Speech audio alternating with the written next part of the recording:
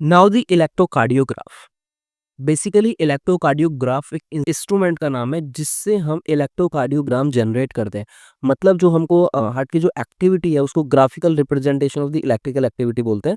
Graphical representation of the electrical activity को जो जिस पर हम ऑब्टेन करते हैं तो उसको हम बोलते हैं इलेक्ट्रोकार्डियोग्राम।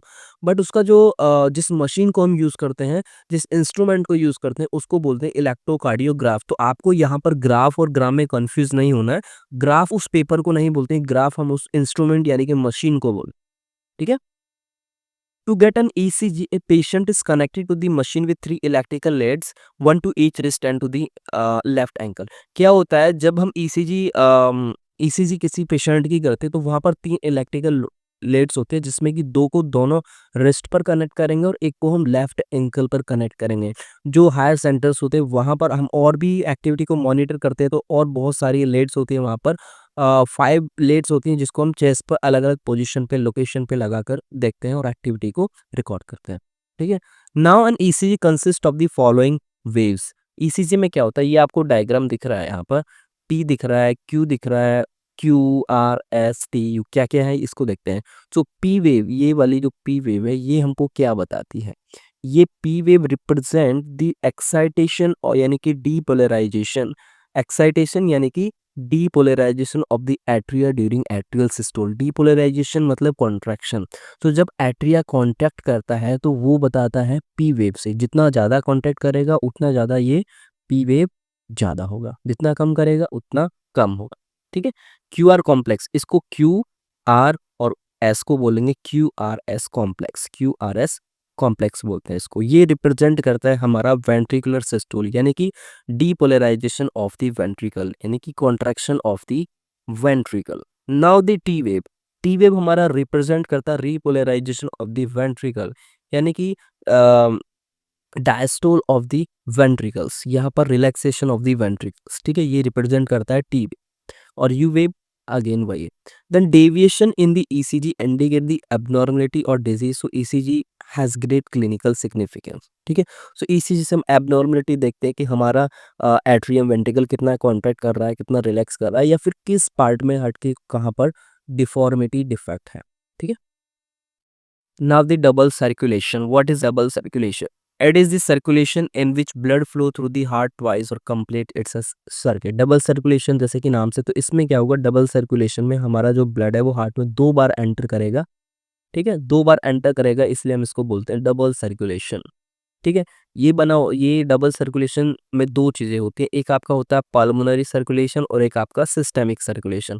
पल्मोनरी सर्कुलेशन किसको बोलते हैं, जब राइट वेंट्रिकल यहाँ पर ये हार्ट है, यहाँ पर ये राइट वेंट्रिकल है, राइट वेंट्रिकल से पल्मोनरी आर्टरी के थ्रू हार्ट को ब्लड जाता है प्यूरिफाई होने के लिए, वहाँ से फिर पल्मोनरी वेन के थ्रू ये लेफ्ट एट्रियम में आ जाता है। तो इस सारे सर्कुलेशन को बोलेंगे हम पल्मोनरी सर्कुलेशन। और सिस्टेमिक सर्कुलेशन में क्या होगा कि एट्रियम से लेफ्ट वेंट्रिकल में, लेफ्ट वेंट्रिकल से एरोटा के थ्रू पूरी बॉडी में चलाएगा और बॉडी से फिर से ये वेना केवा के थ्रू आ गया हमारा राइट एट्रियम में। तो ये बॉडी का जो सर्कुलेशन है पूरे सिस्टम का, इसलिए इसको बोलते हैं सिस्टेमिक सर्कुलेशन। जो लंग के थ्रू हो रहा है उसको बोलेंगे पल्मोनरी सर्कुलेशन। ठीक है। यहाँ पर भी ये लिखा है पल्मोनरी सर्कुलेशन में क्या हो रहा है, circulation between the lungs and the heart, this is known as the pulmonary circulation. So इसमें deoxygenated blood from the right ventricle ये जाएगा पल्मोनरी आर्टरी के थ्रू लंग्स को, लंग्स से ऑक्सीजनेट होगा और फिर वहां से पल्मोनरी वेन के थ्रू लेफ्ट एट्रियम में आ जाएगा। सिस्टेमिक सर्कुलेशन में क्या होता है कि circulation between the heart and the various body part यानी कि पूरा सिस्टम की बात कर रहे हैं यहाँ पर बॉडी का। यहाँ पर oxygenated blood from the left ventricle ये जाएगा एरोटा के थ्रू पूरे बॉडी में यानी कि आर्टरीज में जाएगा, फिर आर्टेरियल्स में जाएगा, फिर कैपिलरीज में जाएगा, फिर टिश्यू में जाएगा, फिर टिश्यू में डीऑक्सीजनेट होगा, फिर वहां से वेन्यूल्स के थ्रू ये वेन देन वेना केवा और दी राइट एट्रियम में आ जाएगा। ठीक है। नाउ ये आपको डायग्राम दे रखा है, देखिए ये आपका हार्ट है।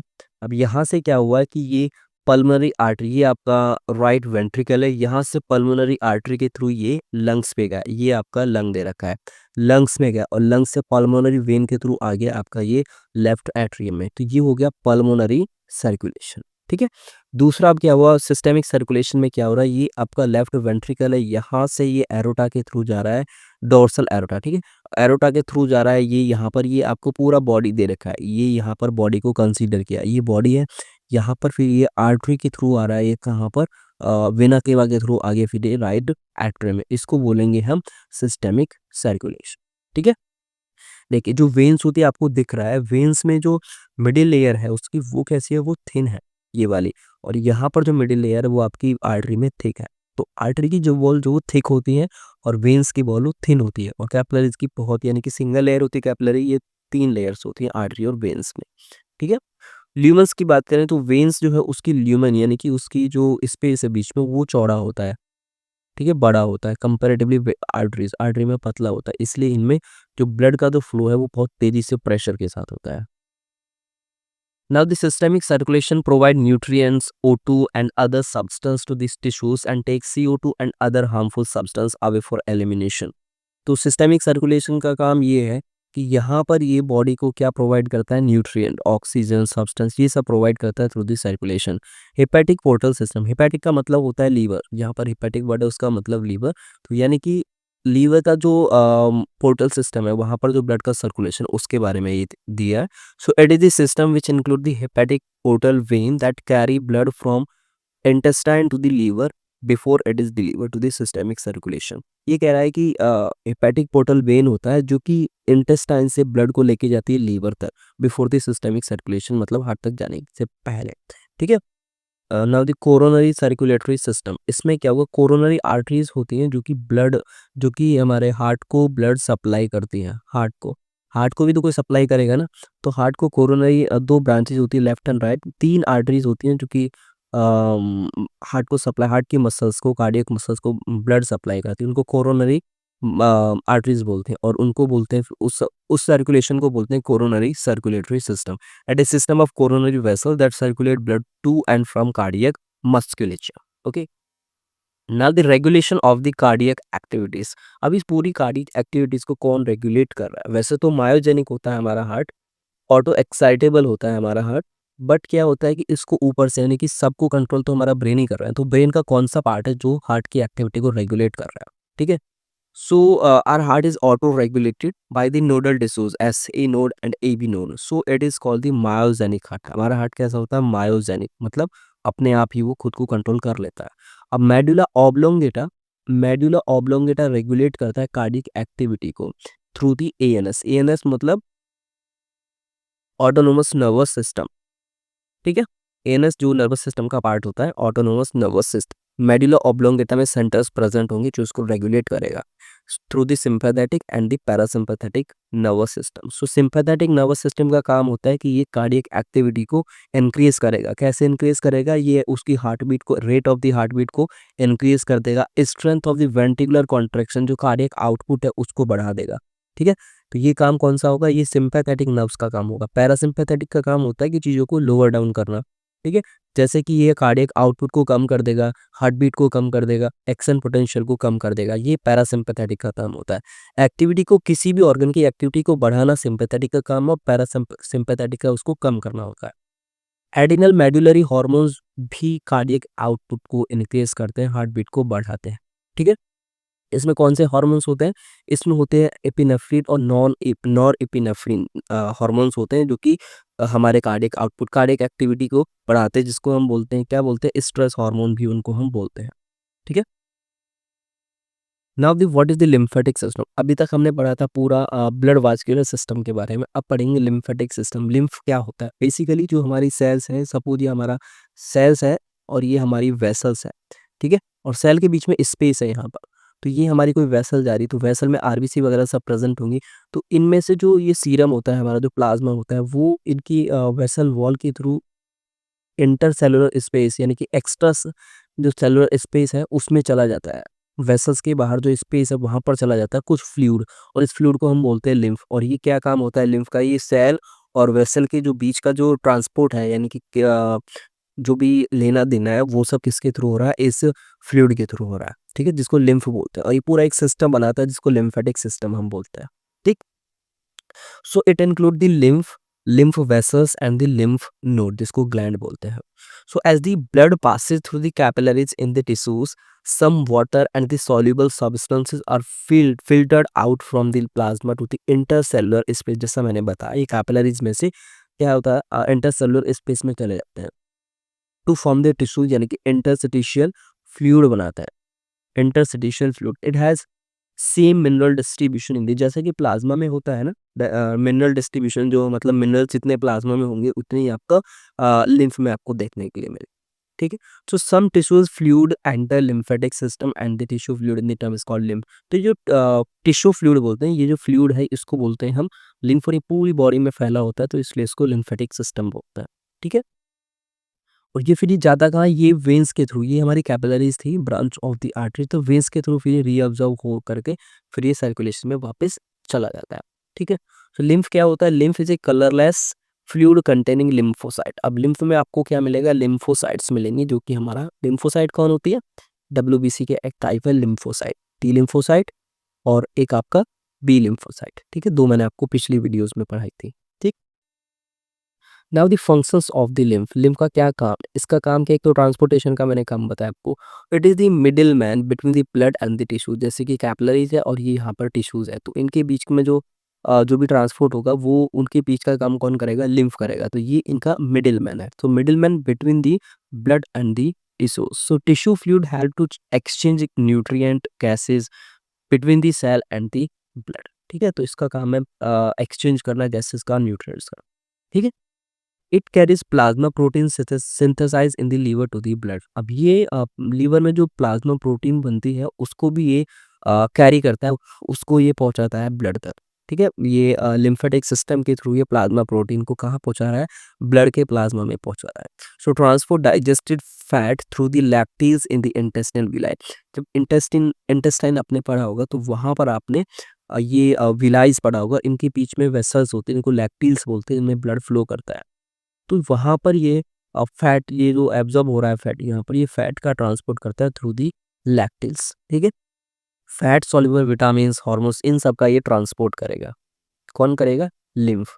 सो filtration of the bacteria and the foreign particles का भी काम करेगा हमारा लिम्फ. ठीक है. फिल्ट्रेशन ऑफ द बैक्टीरिया, ये जो हार्मफुल एंटीजेंस हैं, जो हार्मफुल बैक्टीरिया हैं, उन सबको ये फिल्ट्रेट करेगा, फॉरेन पार्टिकल्स. ठीक है. अब जो लिम्फ नोड हैं, जो कि टिश्यूज प्रेजेंट है, उसका काम ये है कि वो डब्ल्यूबीसी यानी कि लिम्फोसाइट और एंटीबॉडी, मैंने बताया था टी लिम्फोसाइट और बी लिम्फोसाइट, इन दोनों का काम होता है एंटीबॉडीज प्रोड्यूस करना. ठीक है. तो ये इम्यूनिटी प्रोवाइड करते हैं, यानी कि हमारे जो एंटीजेंस आते हैं बॉडी में, हार्मफुल बैक्टीरियाज वगैरह हैं, उन सबसे लड़ने का काम एंटीबॉडी करते हैं. तो उनके लिए एंटीबॉडी यानी कि एक आर्म फोर्स ये तैयार करता है. ठीक है. कौन? Lymph node. ठीक है. Now the disorders of the circulatory system. Circulatory system से रिलेटेड थोड़े से डिसऑर्डर्स यहाँ पर दिए हुए हैं, जिसमें पहला है हाइपरटेंशन. हाइपरटेंशन का मतलब है high blood pressure. Blood pressure क्या होता है? सपोज कोई आर्टरीज है, उसमें किस स्पीड से ब्लड फ्लो कर रहा है और वो ब्लड उस वॉल पर कितना प्रेशर लगा रहा है, उसको बोलेंगे हम ब्लड प्रेशर. ठीक है. अगर जैसे कि वेन्स है, वेन्स में फ्लो, जो ब्लड का जो फ्लो वो कम होता है कंपेरेटिवली आर्टरी, तो आर्टरी में ब्लड प्रेशर ज़्यादा होता है और वेन्स में कम होता है. ठीक है. So the pressure of the circulating blood on the wall of the blood vessel is called the blood pressure. और normal BP 120/80 mm of Hg, Hg पारे को बोलते हैं, उसकी एक यूनिट को हम नापते हैं. ठीक है. सो नॉर्मल ब्लड प्रेशर एक इसमें होता है सिस्टोलिक और एक होता है डायस्टोलिक. सिस्टोलिक मतलब जब हमारा हार्ट कॉन्ट्रैक्ट करता है तो क्या होगा? हार्ट का जो पूरा ब्लड है वो पूरा बॉडी में आ जाएगा, तो वहाँ पर बॉडी में ज़्यादा हो जाएगा, तो उस टाइम पर ब्लड प्रेशर ज़्यादा होता है, तो वो उसको नॉर्मल कंसीडर करते हैं 120. ये 120 जो लिखा होता है सिस्टोलिक होता है. डायस्टोलिक मतलब जब हमारा हार्ट रिलैक्स करता है तो हार्ट में कुछ अमाउंट ब्लड का रहता है और वेन्स में कम हो जाता है, हमारी वेसल्स में कम हो जाता है, जिसकी वजह से हमारा प्रेशर कम दिखता है, जिसको हम बोलते हैं डायस्टोलिक ब्लड प्रेशर, और वो नॉर्मल होता है 80. ठीक है. 120/80 इसको ऐसा पढ़ते हैं, 120/80 mm of Hg. ठीक है. सो डायस्टोलिक 80 हो गया और सिस्टोलिक हमारा 120 हो गया. When the BP is higher than normal it is called hypertension. Normal ऐसा नहीं है कि 120 से 125 126 हो गया तो हम उसको हाइपरटेंशन बोल देंगे, नहीं. अबोव 140 to 90 और वो भी कंसिस्टेंटली अगर आपको मिल रहा है तो वहाँ पर उस कंडीशन को हम हाइपरटेंशन बोलेंगे. ठीक है? It leads to heart disease and affect vital organ. ये क्यों हो सकता है? इसमें कोई हार्ट डिजीज़ भी हो सकती है या फिर किसी और सिस्टम के अफेक्ट होने के कारण भी, जैसे कि वाइटल ऑर्गन यानी कि किडनी हो गया, ब्रेन हो गया, उसकी वजह से भी स्ट्रेस हो गया, उसकी वजह से भी हमको हाइपरटेंशन देखने को मिल सकता है। दूसरा है coronary artery disease, CAD, CAD, ये इसको आर्थरोस्क्लेरोसिस बोलते हैं। देखिए जो वेसल्स होती है ना उसमें उसमें उसके बीच में हमारा फैट डिपॉज़िट हो जाता है, जिसकी वजह से जो ब्लड फ्लो प्रॉपर नहीं हो पाता है।